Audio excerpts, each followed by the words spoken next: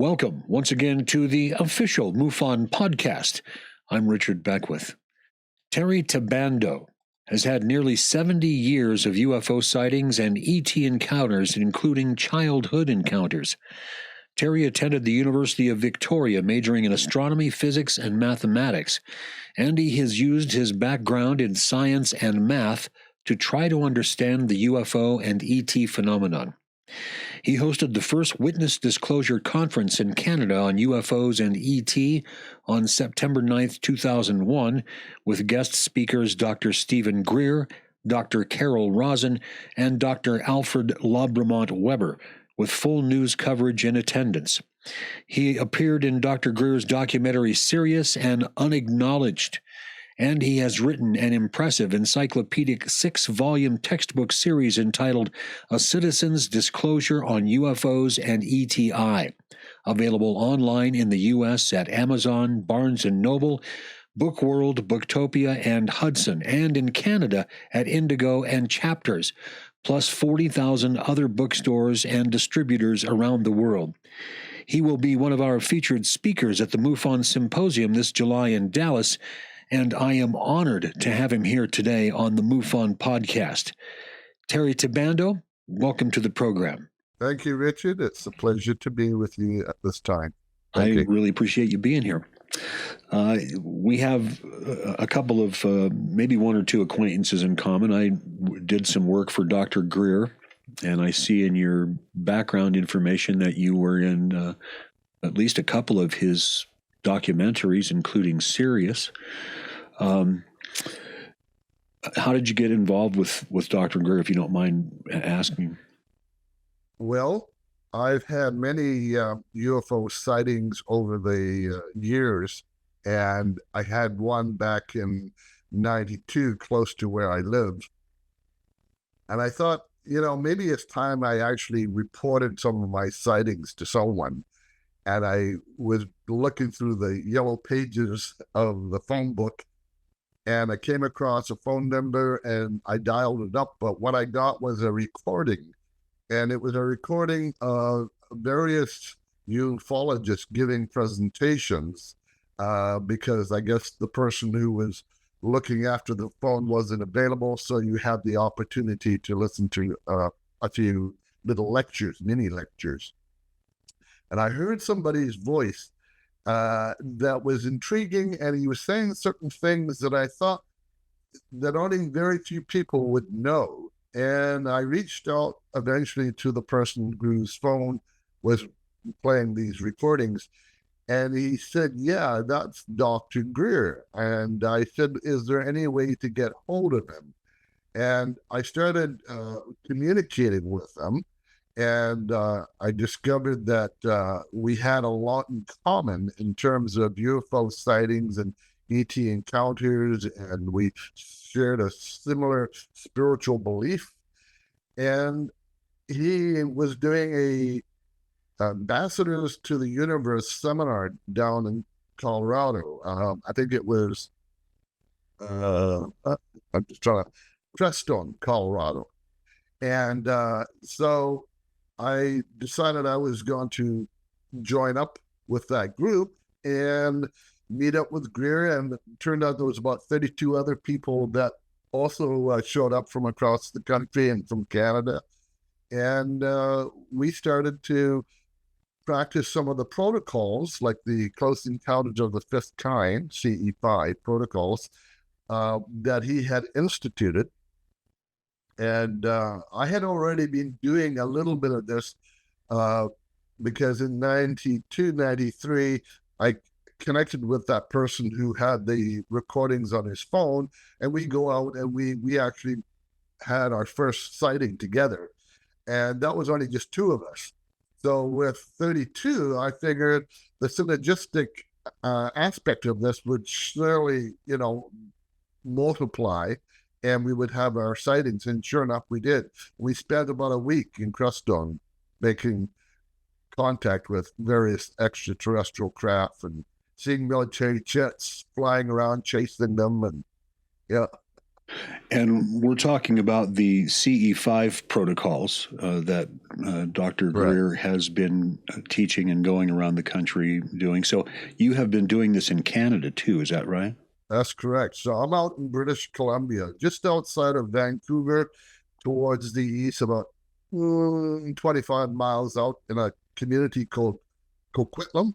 It's a native word, and part of the Tri-City area. And there's certain areas that are sort of out away from homes and from street lights that we go to. And what we found is when we went out to this park, we started to see things. We started to get AT encounters, and they would communicate with the magnetometer with beeps and tones, and that was an indication that something was present in the environment.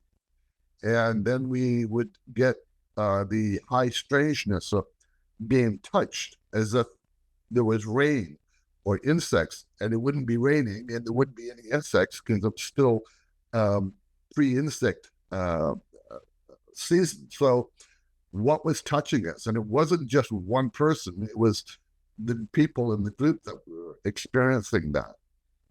So as we went and did this repeatedly, we wouldn't always have the ET show up, but sometimes the magnetometer would go off and strange sequences of beeps and whatnot, and it's only designed to go beep, beep, beep, beep, beep. And yet I would give a little dissertation on what we're doing, and the magnetometer would beep in sequences of 3 every time I said something. And when I paused, it waited, and when I said something, then it would go into beep, beep, beep.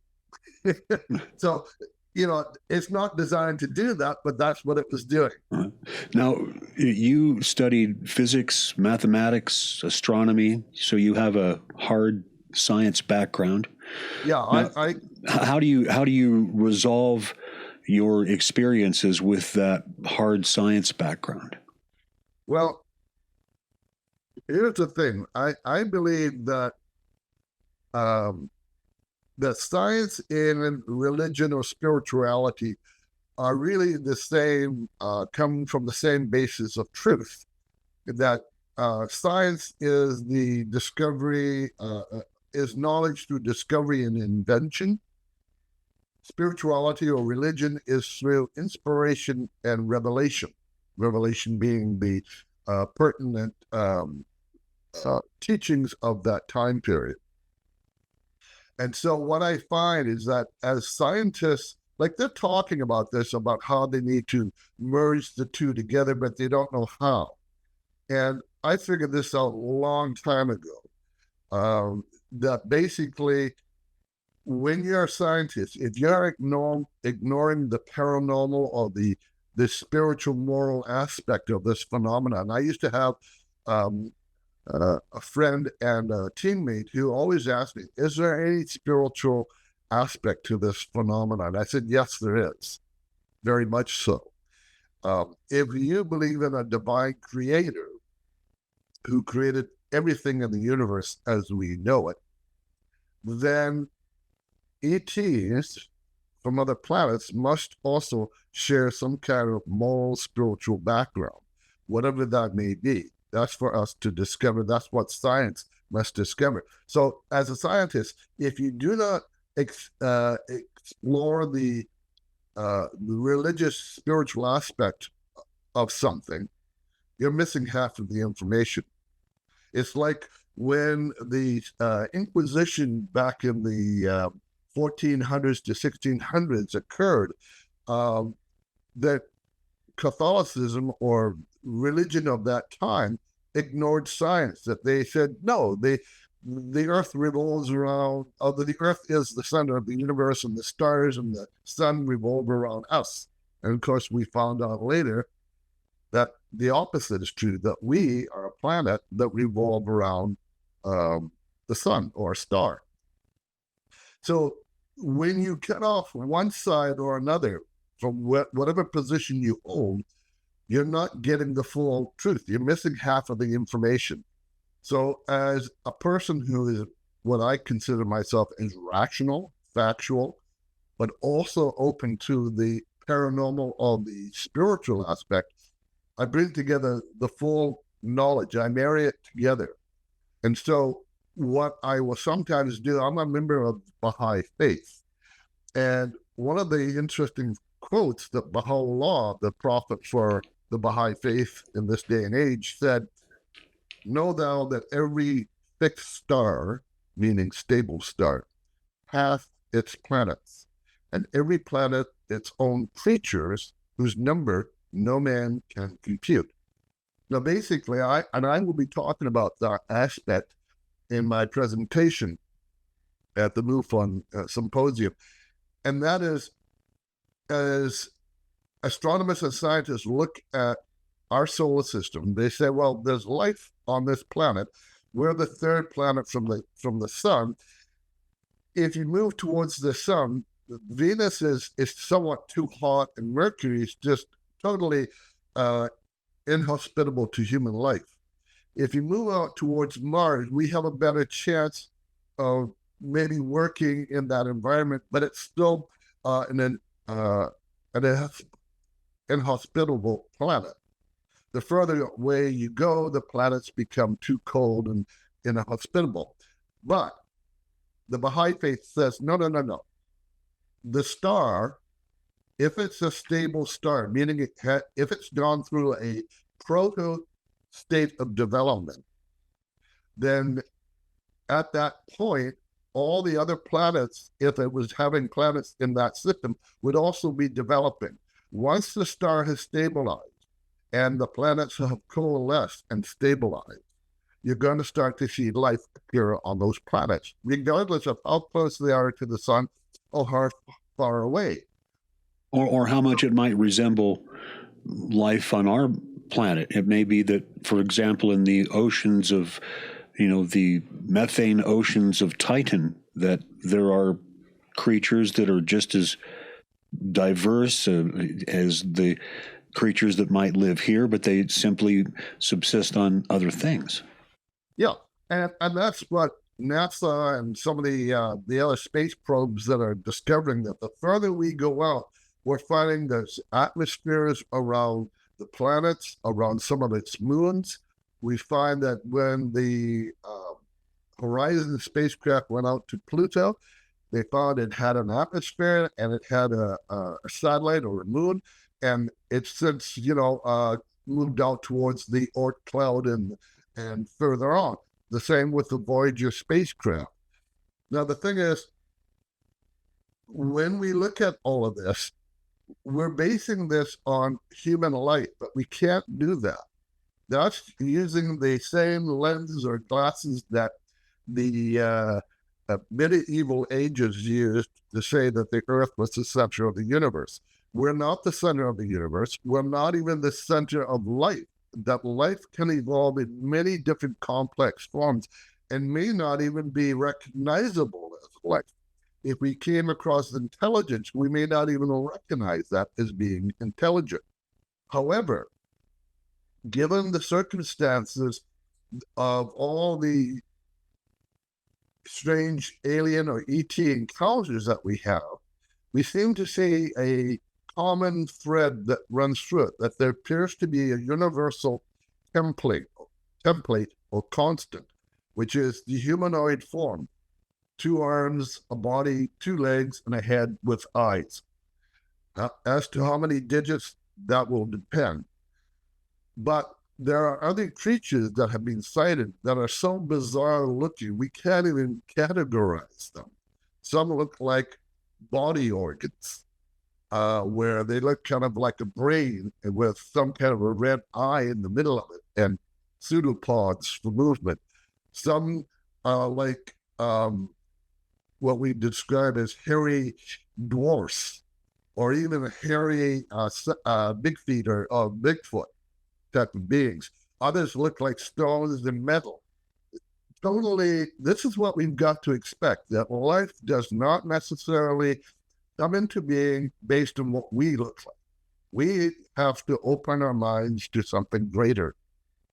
The diversity of the universe is infinite. And to the possibility that some of these life forms may in fact be coming from another adjacent universe, and are somehow able to survive here in our environment, but yet are completely different. I have photographs that were taken by various people in the global CE5 community that show ET beings that some of them appear to be able to breathe our environment. Others have spacesuits on with helmets. And the interesting thing is it varies. And these photographs, basically, I would say a good half of them have spacesuits on. If they are not without a spacesuit, then I would say two things. They may be coming from a planet that has similar conditions as are found on Earth, or that being isn't physically present, but what we're seeing is a holographic projection of that being. Now, that's a very safe condition for any ET to be in, even when greeting us or making contact and engagement with us. Because here's the interesting thing. A lot of people say they had physical contact, but I say to people, how did you deal with the biologic possible cross-contamination of viruses and bacteria? We just went through 2 to 3 years of global pandemic where we had viruses that leaped from perhaps bats or some other animal into humans. And it created a problem. Now imagine you introduce a totally alien form to our environment. How do you deal with that? And most often, people don't have a response to it. They will say, well, they dealt with it. That's not a real answer. I'm looking for an actual factual answer because my university background comes by understanding facts. And so, though I try to marry spirituality and science together, as a spiritual person, I'll always favor science as having the final proofs to anything. But science is one of those institutions that has to prove or disprove something. A religion can state something and do not necessarily have to prove it because it comes from a divine universal source of all knowledge. And if science also comes from that same source, I'm going to probably trust the spiritual source. But in my belief system, it says we should always allow science the last answer to that question, whatever that may be. Well, and science as well, true science would view certain aspects of the paranormal or the entire field of the paranormal as simply being something that is at present beyond understanding, but yet still subject to the strictures of the scientific method. In other words, I always go back to Star Trek, but I mean,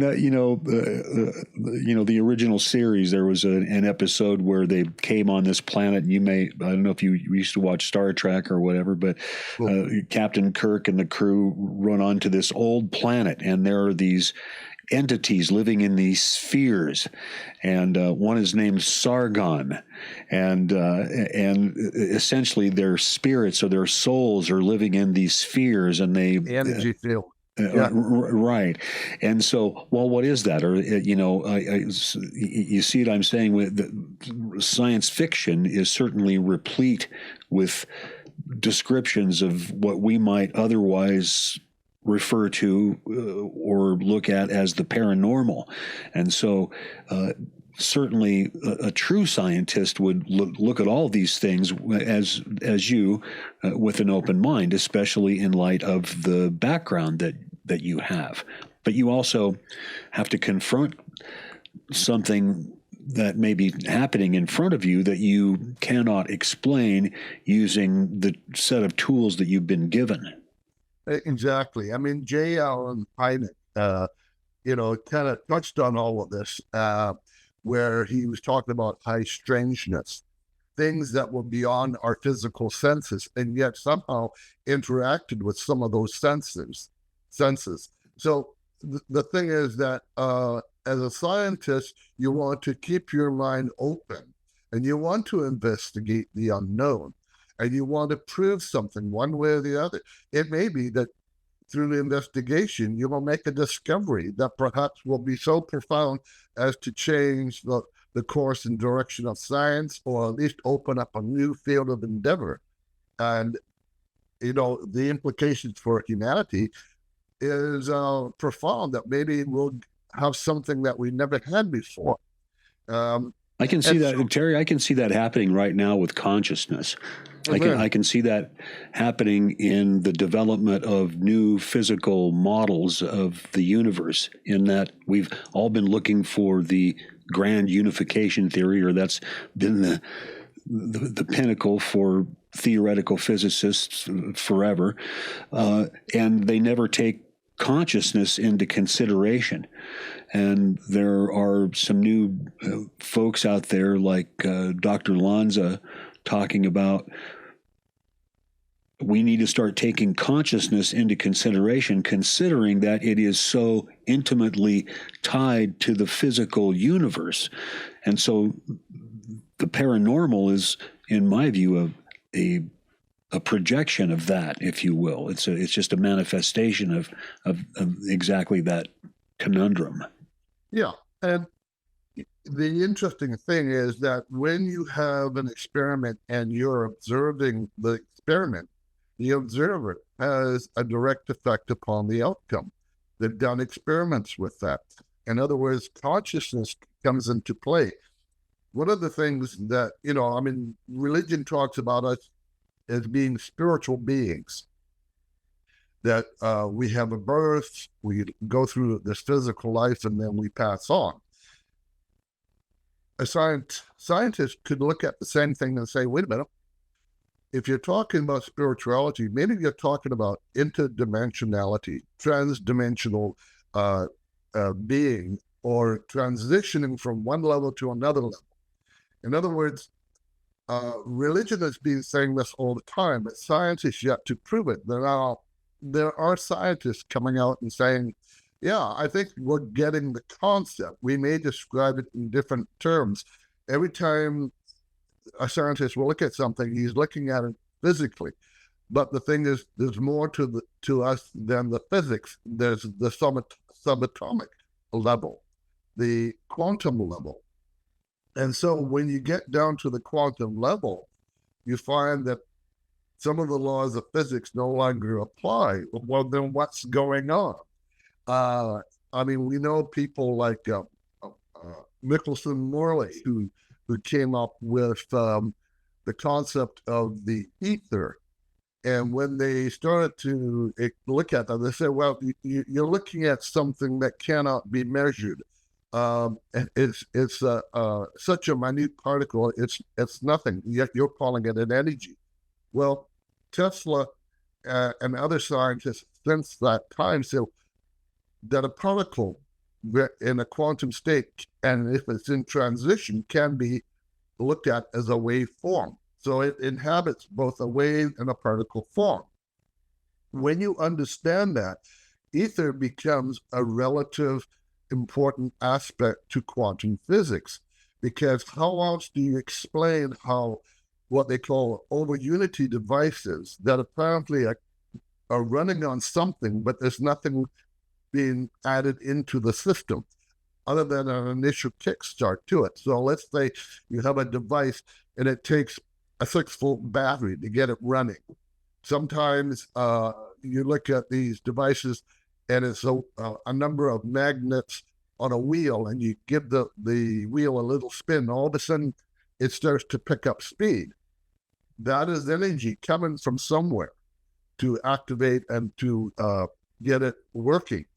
So when you talk about the ether, you have to start looking now at other terms that may describe it. It could be described as the space energy, the quantum flux of space, the infinite source of of ambient energy that's all around us and in everything.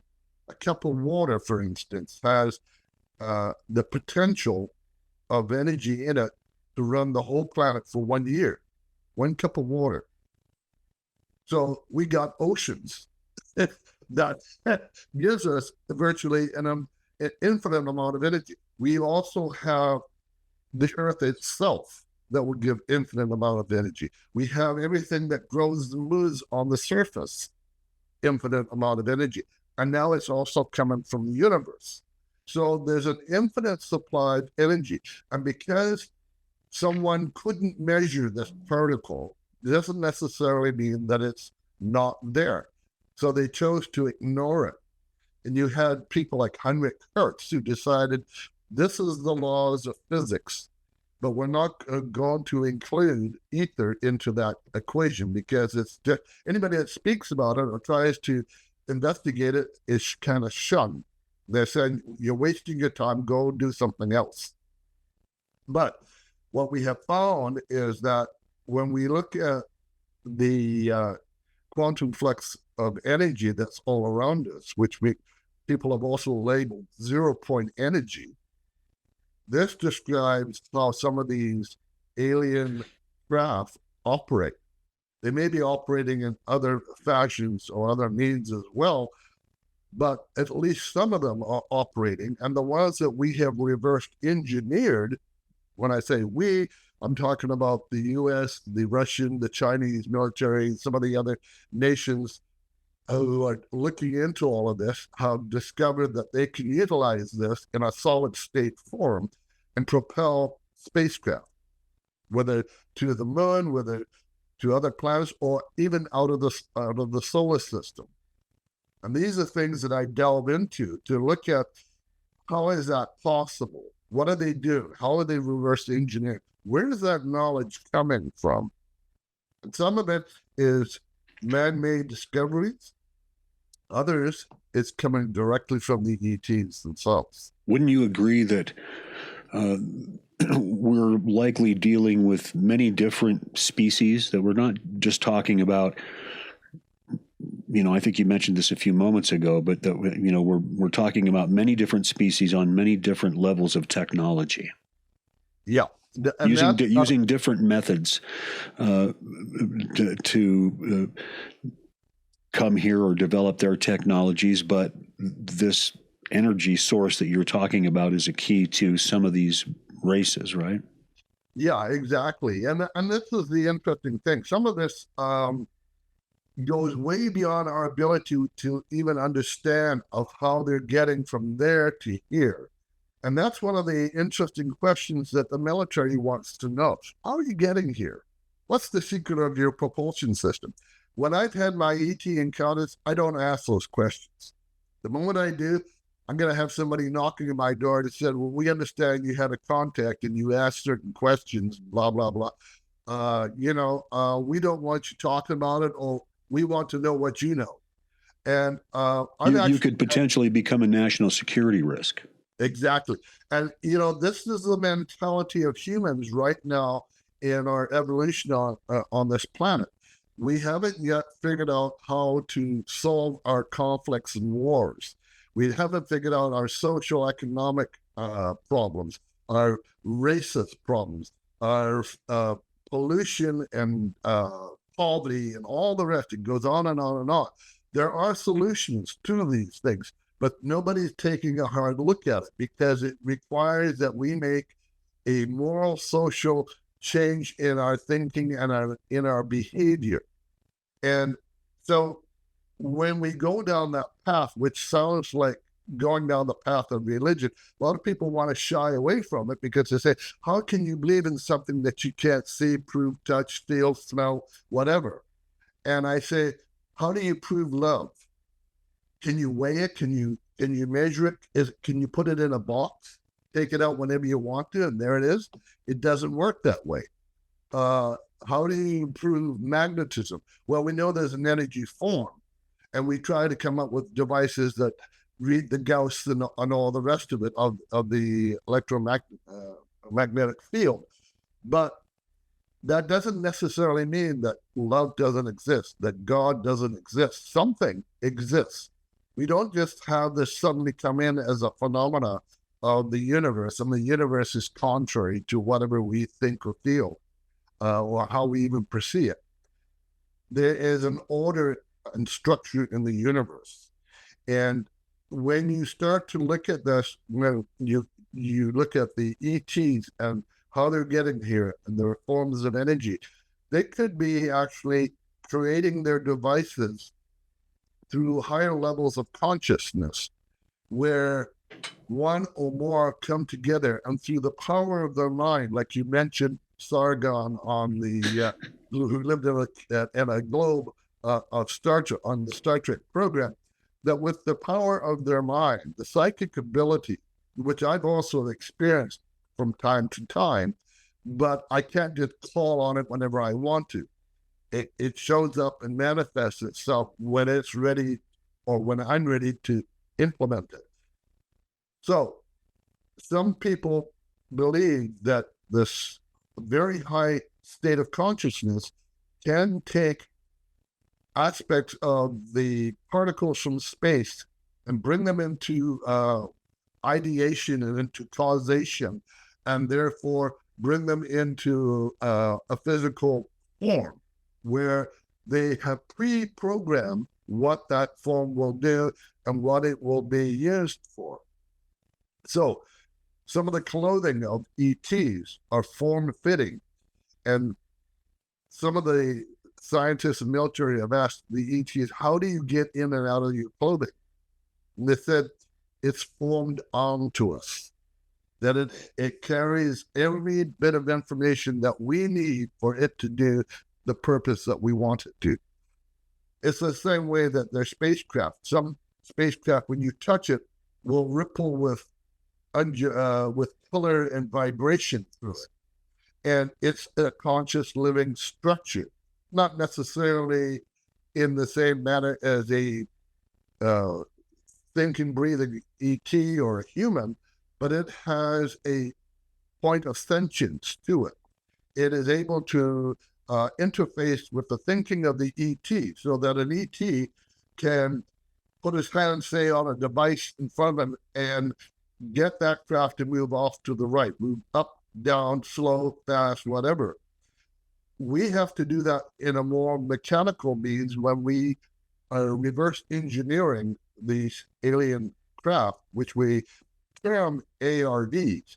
And I'm going to sort of jump a little bit all over the place here, but if you follow me, when we reverse engineer alien craft, they become alien reproduction vehicles. When we discuss things like UFOs, UAPs, and Tic Tacs, that's military nomenclature. That's designed to confuse the hell out of everybody because we don't know what they are. The military says we do not know what they are, but in fact, they do know what they are. They know that. I would agree with that. One of two things. They're either extraterrestrial, meaning they're not from this planet, or two, one of these devices has crashed. The military had gone in, cleaned up the wreckage, debris, and maybe their occupants, and has started to reverse engineer and do cloning and look at the DNA of the creatures, etc.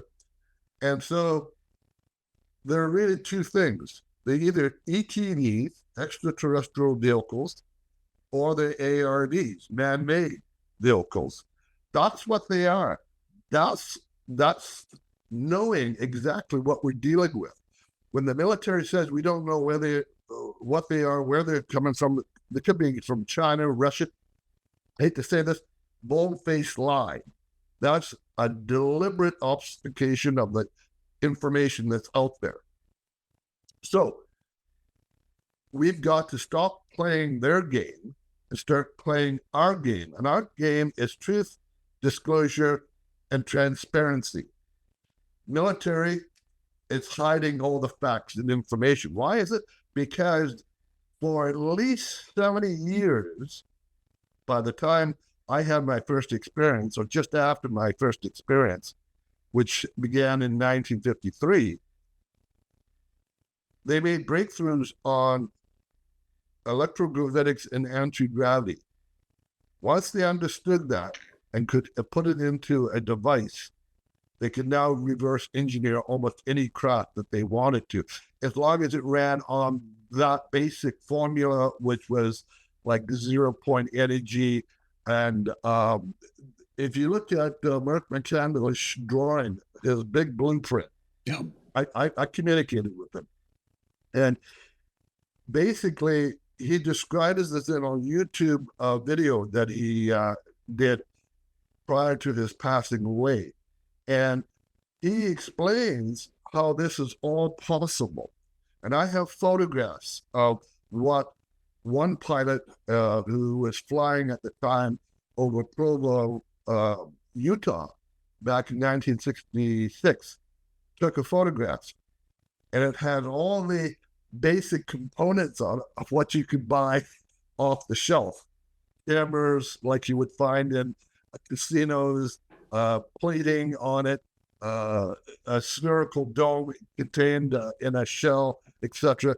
And how the inside of it had plates of for like conductors and all the rest of it. So what I'm getting at is reverse engineering of these craft is a reality. In fact, America wasn't the first country to do this. The Germans did during the Second World War, and that's a good part of my presentation at MUFON will be discussing that aspect. Let me play devil's advocate here, Sure. Which I like to do on occasion. Help the winds what about the concern, and this is what I would think from a national security perspective, that in the process of disclosure, that you might let some secret out of the bag that could eventually, and maybe not even eventually, but very quickly result in the complete destruction of humanity and the whole planet by virtue of access to new energy sources. Now, I'm all for disclosure. Well, that's not true either. I'm not necessarily one that thinks that they need to tell us everything, but there could potentially be technologies involved in this, and I don't doubt that there are technologies involved in this that, if used by a nefarious actor or an irrational actor, even more so than nuclear weapons, could cause global catastrophe. And do you not think that is a legitimate fear? And how do you parse, when we talk about disclosure, we kind of have to talk about, well, what exactly does that mean? Because how do you parse those things that we should know as humans, i.e. we're being visited, we've never been alone, there are others here besides us that aren't human, that sort of information, versus here is the formula that you can use to destroy the whole planet with just a little flip of a switch. How do you parse those things out? Yeah, that's a real conundrum.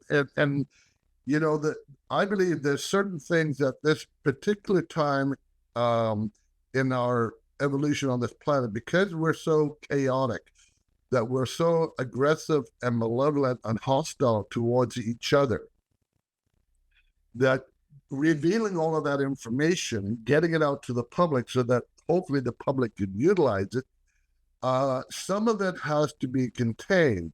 And this really brings the whole problem down into a very fine point, which is we haven't yet developed socially or spiritually on this planet. We've had numerous prophets of God or manifestations of God in the past who come and give us teachings to get us to be loving towards each other. And what do? We say, well, God didn't, or the prophet didn't say this, I guess we can do this. We'll go off and do these things. And what we find is we're starting to hit a brick wall every time we do our own personal thing. All we had to do is follow the contract as it was given by the prophet. And if it was like the 10 Commandments given by Moses, that wasn't just to the Hebrews, that was for everybody. When you look at the teachings of Christ and the parables that he gave, that was not for Christians, that was for everybody. It's the same thing with Muhammad. It's the same thing in this day and age when Baha'u'llah gives teachings that would help to provide unification of mankind. And here's the thing, and I also talk about this in my MUFON presentation, and that is, you can't have galactic unity until you have global unity. And it cannot be just merely material, technical unification. It has to be on many different levels. And so I bring up about 12 points towards the end of my presentation that addresses some of these issues that I want people to start thinking. It doesn't matter what religion you follow. There are some things that are so evident and self-apparent that any rational person with any common sense would say, that makes a lot of sense. Because it comes from one particular religion or another isn't the case. They all come from one source, the divine source, and therefore they're saying the same thing, but only for their particular time period. In this day and age, we're bordering on global unification, but we're going through what can be described as the birth pang of that unification. In other words, there's a lot of grief and hurt and angst and tribulation and trials and all the rest of it. And once we get through it and start to see the light, as it were, from the darkness, then things become more apparent. We've got some amazing institutions set up on this planet, like the UN, for instance, the United Nations. The problem with that is that they got a Security Council made up of 7 or 8 founding nations who have a veto vote. I've been to the United Nations. I've talked to 1 or 2 people there, and they all agree with me that the problem with the UN and its ability to administer the justice and the peace that we want on this planet comes from the Security Council not being able to allow it to happen. One nation has a veto vote, and you got 8 nations. Anyone can veto anything that the UN puts out. So the problem there is we can't do what we need to do to be unified because there are other controlling interests. And some of these interests are based on technology. Some of it, and a lot of it, I would say, is based on macroeconomics. And when we go down that path, there are vested interests that want to see a certain future develop where material well-being is given to a very select few, while the rest of us are working for that group. That's not what humanity is about. It isn't the many serving the few. It is the many serving the many, and the few have to get on board with the many. That's the real crux of the problem. Well, hasn't, and correct me if I'm wrong, but hasn't that always been the rub? the haves exactly versus the have-nots, the aristocrats versus the commons. I mean, it is an age-old problem.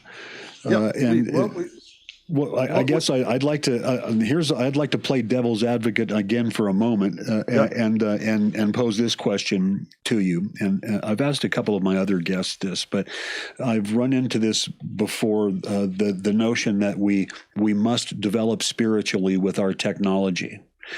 And it's my opinion that we've been contaminated. If there's any truth to the rumors, any truth to what David Grush says about the first UFO being essentially recovered in 1933 in Italy and transferred to the I think it was 33. You're right. Right, 1933, and then since then, of course, and probably all throughout history, we've run into these craft that have crashed, and we have had some success, as you have said, in back engineering some of these craft. So if we're looking at it from a universal spiritual perspective, or a perspective from which a galactic federation, if such a thing exists, has some responsibility for the worlds that it encounters, then they've really screwed this up. I mean, we've been contaminated, and now they, whoever they are, forgive me if I'm wrong, now they say, well, you guys need to develop spiritually with your technology, or you'll never get into the club. Well, wait a second, you've contaminated us. How? Maybe we wouldn't be so close to destroying ourselves right now if you guys hadn't dumped this stuff on us, and maybe stayed a little bit further away and truly followed some sort of prime directive. But we're actually being required to develop spiritually fast enough to deal with the technology that you gave us. That doesn't seem fair. Yeah, you're definitely the devil's advocate. I'm going to take the opposite point of view. But let me put this to you. That's a Manichaean type of philosophy, that we have to blame somebody else for our problems. We can't do that. These are human-created problems. The fact that the ETs have been visiting this planet for ages may have influenced it in subtle ways to get us to move in the right direction, without coming out and saying, yeah, we're from this star system, that planet, et cetera, et cetera. And it may be that if they're operating in a transdimensional way, they can observe us without us seeing them, whatever. All of that is speculation. However, when we start to blame them because they had an accident of crashing onto our planet, or maybe it was intentional, or maybe they were shot down, we don't know, because the powers that be, at least on this earth, are not coming forward with that information. What I have found is that when we start having two major world wars, and we're very close to a third one, the problem here has been that when we detonated the first atomic devices on this planet and we used them against another nation, we set up all kinds of red flags. It's like the kids in the galactic neighborhood, meaning humans, have found the matches to the nuclear fireworks. That's what's going on. When Gordon Creighton, I think is his name, a British publisher for UFO Review, stated that when we detonate a nuclear device, it isn't just a big mushroom explosion. We say, oh, that's amazing. We see brilliant light and we feel the repercussions going over the land, knocking down buildings and trees and all the rest of it. There's a ripple effect through the other dimensions. And there are beings that live in these other dimensions, whether naturally or through technology. And the problem is that they are affected. So when we detonate these devices, we're sending up all these red flags all over the planet. No wonder they're coming in and focusing in on this planet. And they, one of the first areas they went to was the 409th Army Air Base in Roswell, New Mexico, where they had the atomic bomb. And just south of that is where they detonated it. And this was the only Air Corps that had that capability on this planet. That was one of the first major events that happened. That wasn't just sheer coincidence or synchronicity. It was because of the detonation that was going on. And later, when Japan was bombed in Nagasaki and Hiroshima, the ET had shown up there as well. They started to get a lot of ET visitations. But the interesting thing is that when you look at the American Southwest, which is where all the nuclear devices are being used and exploded, you can see craters in the desert where all these devices went off. Like literally in the hundreds to thousands. America has set off more nuclear weapons than all the countries combined. Russia may have set off the biggest one, but they haven't had the number of detonations that America has utilized. Now, I'm not making America the bad guy here, but what I'm saying is we got to look at this very factually, because it's going to reveal certain information to us. And that information says that if you're coming to this planet from another star system and you're seeing all this nuclear weapon testing going on, you're gravely concerned for what you're doing, not only to the planet, but to all the life forms on that planet and the ripple effect across that area out towards the rest of the universe. So the thing is, are they here to be hostile? No. I've never, in all my 70 years, I have not had any hostility from any ET, and I've encountered different ETs with either by myself or in a group setting, and nobody's missing time, nobody's been abducted, nobody's had any medical invasive medical procedure, nobody's been taken out of their bodies, taken out of the homes and cars and floated off somewhere and brought back in. Nobody's had a download of information. Because I would love to have that information, but I'm not going to ask for it. It's either given to me willingly or it's not. And I will not go on and say, what is the secret of your propulsion system? Where do you come from? So that later, whether in 100 years, I come knocking on their planetary door and say, hi, you remember me? I was that person on the third planet in the system, solar system. You know, how you doing? Do you have any room for us? That type of mentality is not going to win us over. In fact, I've had to reverse my thinking about colonization of other planets, because now I'm recognizing that if the star system is stable, it means that there's already life in that star system. And for me to put my grassy roots down and build a nice little shanty and raise some cattle and, whatever, it isn't going to happen. I'm going to have to work out a way to interact with those ETs. Guess what? We have to do the same damn thing here on planet Earth first. We cannot go and invade another nation and say, your country belongs to us because it's always belonged to us, which is what Russia's doing with Ukraine.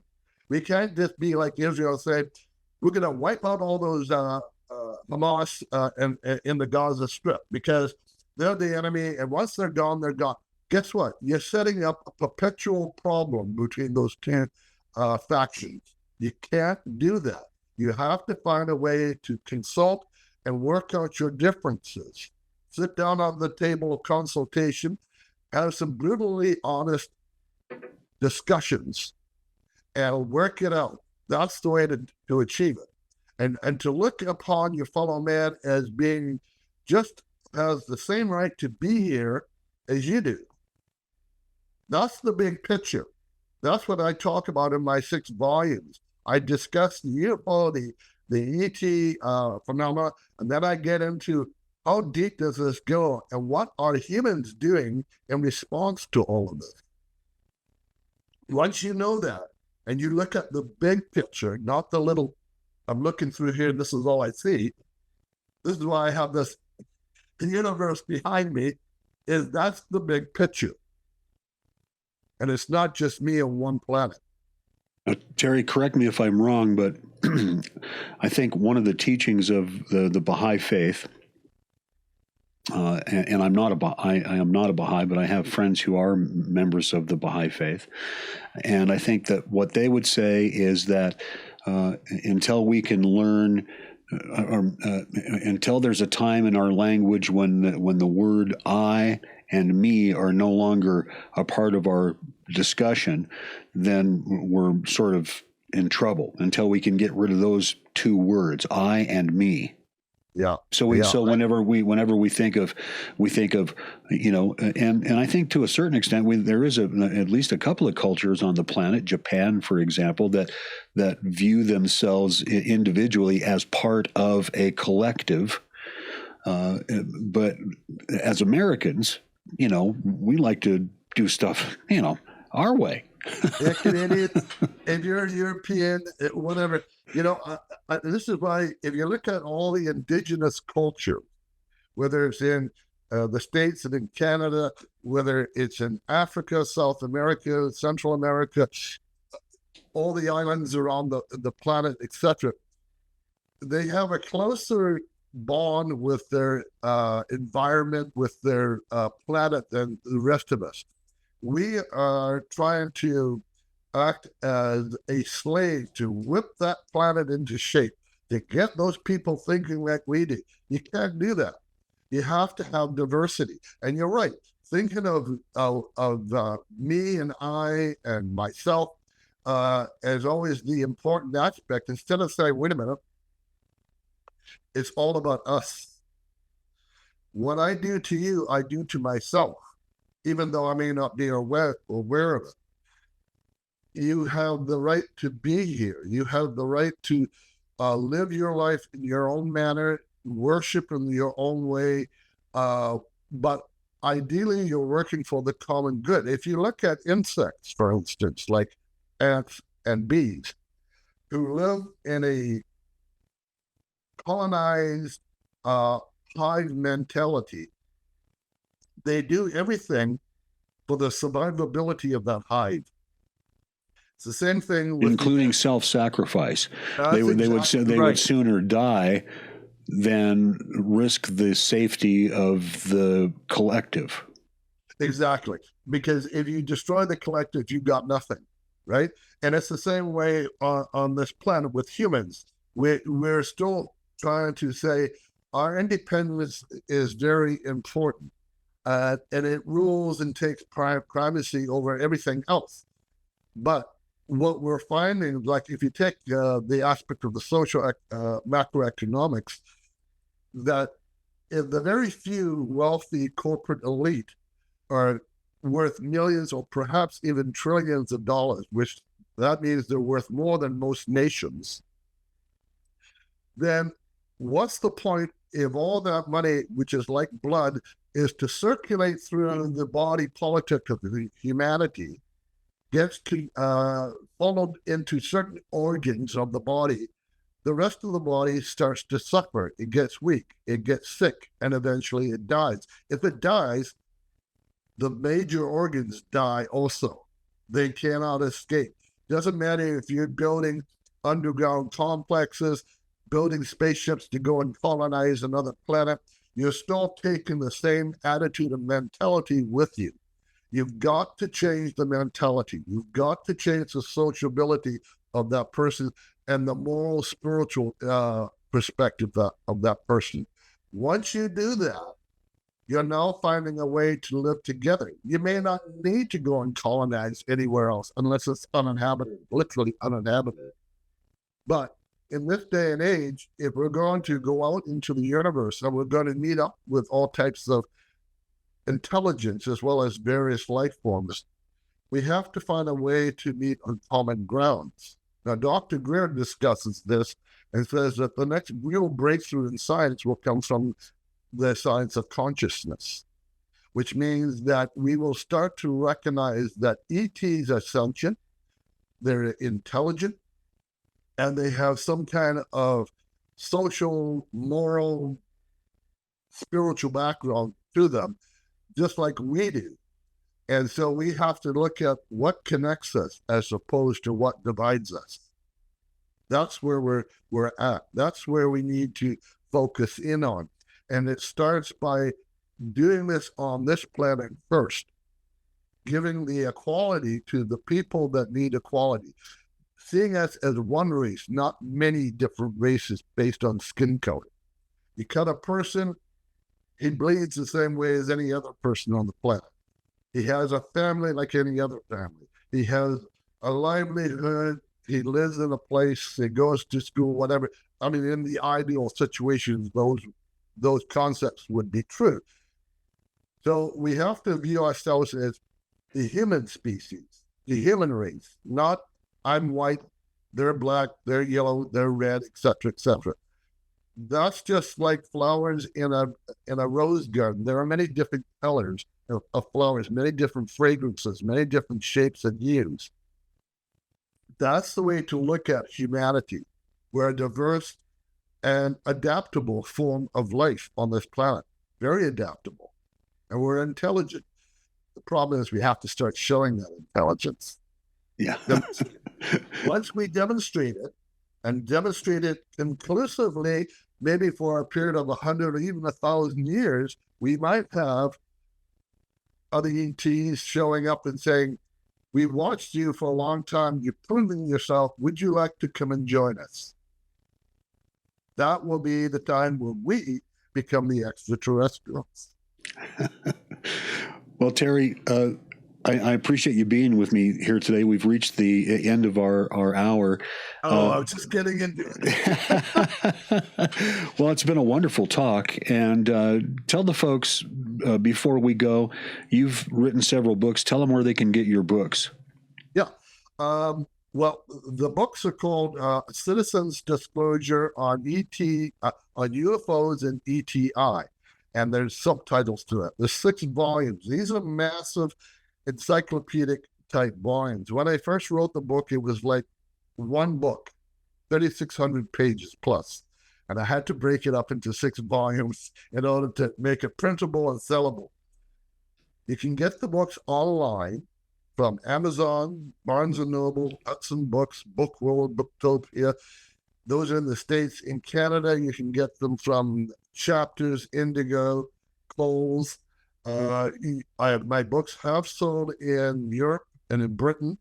I've sent books to Japan and Israel, and but you have to order it online. And what I tell people is be the good shopper and look to find the best price. Okay, this is a print on demand. You want the book, they'll print it up, and then you'll get it sent to you. They're not cheap, unfortunately, but one book, the first volume, for instance, is 840 pages. That's like getting almost 3 books to read. And all the books are massive like that. So there's a lot of reading, but I take you down the rabbit hole. And you come out and say, "My God, I didn't realize all of this is going on.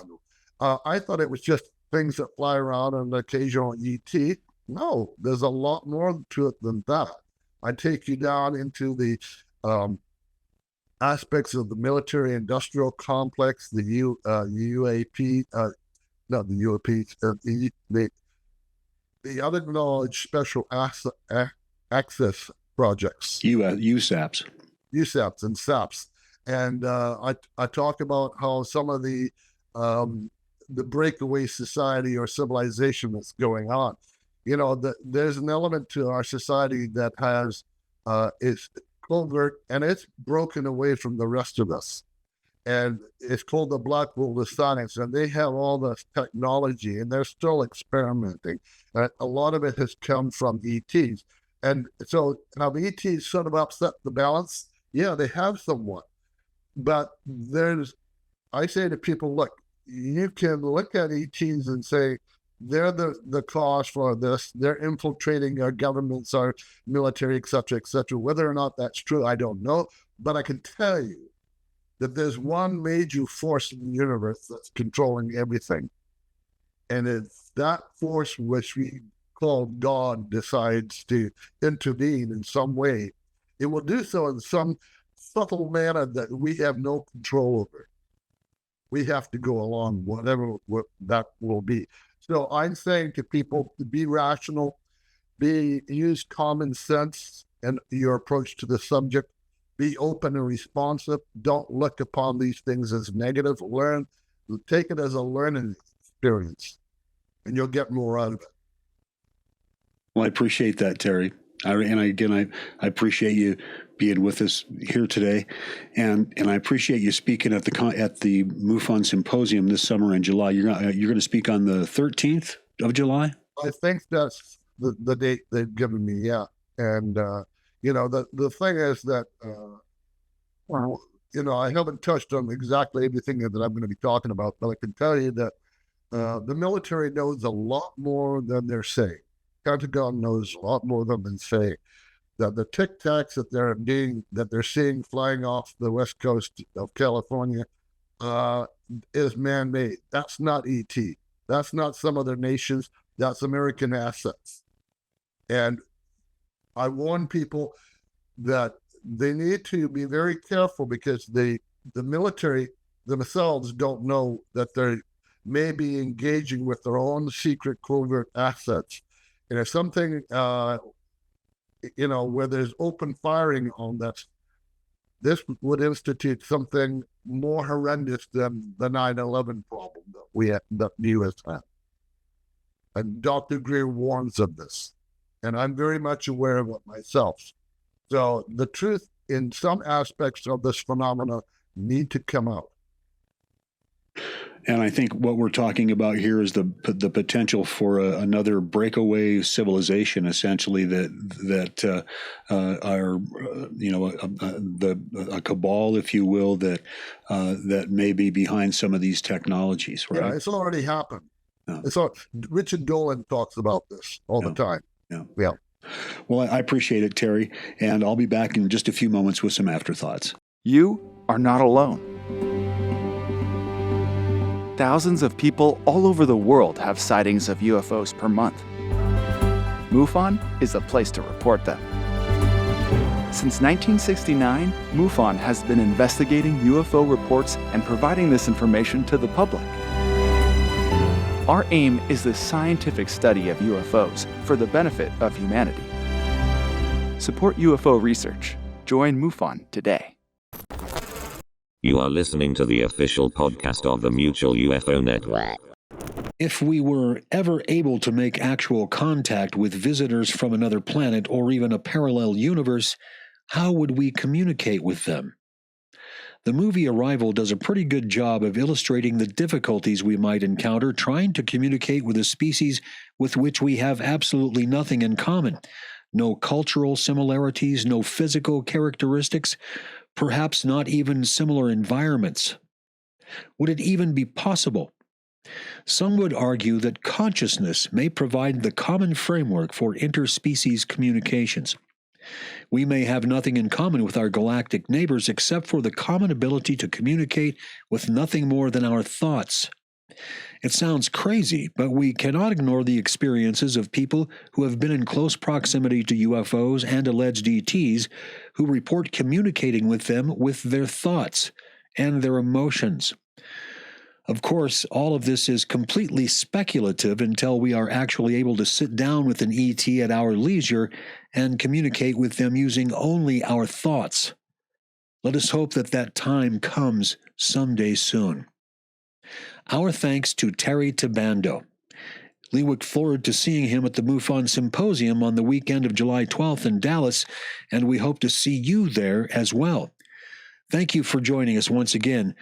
Please remember to leave your comments, and don't forget to like, share, and subscribe. And we'll see you next time right here on the official MUFON Podcast.